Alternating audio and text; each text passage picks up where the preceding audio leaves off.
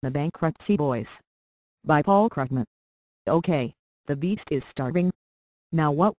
That's the question confronting Republicans. But they're refusing to answer, or even to engage in any serious discussion about what to do. For readers who don't know what I'm talking about, ever since Reagan, the GOP has been run by people who want a much smaller government. In the famous words of the activist Grover Norquist, conservatives want to get the government down to the size where we can drown it in the bathtub. But there has always been a political problem with this agenda. Voters may say that they oppose big government, but the programs that actually dominate federal spending, Medicare, Medicaid and Social Security, are very popular. So how can the public be persuaded to accept large spending cuts?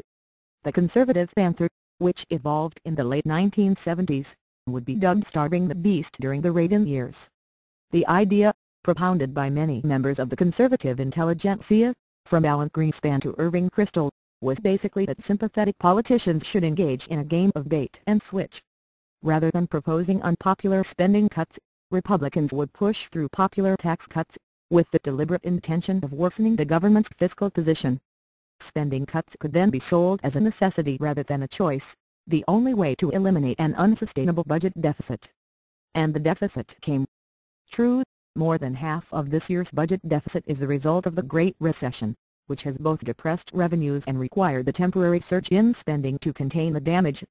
But even when the crisis is over, the budget will remain deeply in the red, largely as a result of Bush-era tax cuts and Bush-era unfunded wars.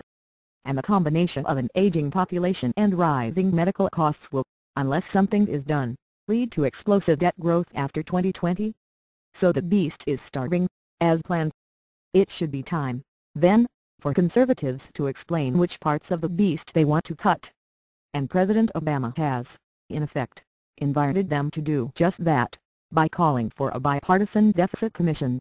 Many progressives were deeply worried by this proposal, fearing that it would turn into a kind of Trojan horse, in particular, that the commission would end up reviving the long-standing Republican goal of gutting Social Security. But they needn't have worried. Senate Republicans overwhelmingly voted against legislation that would have created a commission with some actual power, and it is unlikely that anything meaningful will come from a much weaker commission Mr. Obama established by executive order. Why are Republicans reluctant to sit down and talk? Because they would then be forced to put up or shut up. Since they're adamantly opposed to reducing the deficit with tax increases, they would have to explain what spending they want to cut. And guess what? After 3 decades of preparing the ground for this moment, they're still not willing to do that. In fact, conservatives have backed away from spending cuts they themselves proposed in the past.